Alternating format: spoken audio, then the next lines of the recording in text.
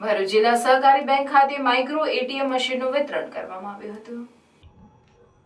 આ પ્રસંગે 95 જેટલા એટીએમ મશીનનું પ્રતિકાત્મક વિતરણ કરતા બેંકના ચેરમેન અરુણસિંહ રણાએ જણાવ્યું હતું કે આ માત્ર એટીએમ મશીન નથી પરંતુ બેંકની એક શાખા છે જેના થકી તમામ નાણાકીય વ્યવહારો કરી શકાશે। ભરૂચ જિલ્લા સહકારી બેંક ખાતે મહત્વની સભાનું આયોજન કરવામાં આવ્યું હતું। આ સભામાં ભરૂચ અને નર્મદા જિલ્લાની મંડળીના પ્રમુખ અને સેક્રેટરી મોટી સંખ્યામાં ઉપસ્થિત રહ્યા હતા। આ પ્રસંગે બેંકના ચેરમેન અને વાગરાના ધારાસભ્ય અરુણસિંહ રણાએ જણાવ્યું હતું કે કેન્દ્રીય સહકાર મંત્રીનું એક એવું સ્વપ્ન હતું કે સહકારી મંડળીઓ અને સભાસદોના જિલ્લા સહકારી બેંક સાથેના સંબંધો વધુને વધુ મજબૂત બને। એટલું જ નહીં પરંતુ કોઈ પણ સમયે નાણાંની જરૂર પડે ત્યારે કોઈ પણ જાતની તકલીફ વગર ગણતરીની સેકન્ડોમાં નાણાં પ્રાપ્ત થઈ શકે। તેમણે એમ પણ જણાવ્યું કે એપીએમસીથી માંડીને ભરૂચ અને નર્મદા જિલ્લાની તમામ સહકારી મંડળીઓ ભરૂચ સહકારી બેંક સાથે સંકળાયેલી રહે તે માટે આ માઇક્રો એટીએમનો મુખ્ય આશય છે જે સાકાર થઈ રહ્યો છે।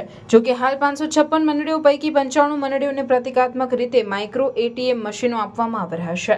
આવનારા દિવસોમાં તમામ મંડળીઓને એટીએમ મશીનો આપવામાં આવશે। સાથે જ ભરૂચ સહકારી બેંકના પ્રમુખ અને વાગરાના ધારાસભ્ય અરુણસિંહ રણાએ તાળીઓના ગડગડાટ વચ્ચે જાહેરાત કરી હતી કે વર્ષ 2002માં જંબુસર તાલુકાના 32 ગામોના વીમાના ક્લેમનો પ્રશ્ન ઉપસ્થિત થયો હતો પરંતુ તેઓના સતત પ્રયાસોના કારણે આ ક્લેમ મેળવવા અંગે વિજય થયો છે। આજની આ સભામાં બેંકના ડિરેક્ટર જિગ્નેશ પટેલ, જિલ્લા registrar Paresh Kankotiya, Gujarat state cooperative બેંકના રિઝવાનભાઈએ ઉપસ્થિત રહી પ્રાસંગિક પ્રવચન કર્યું હતું।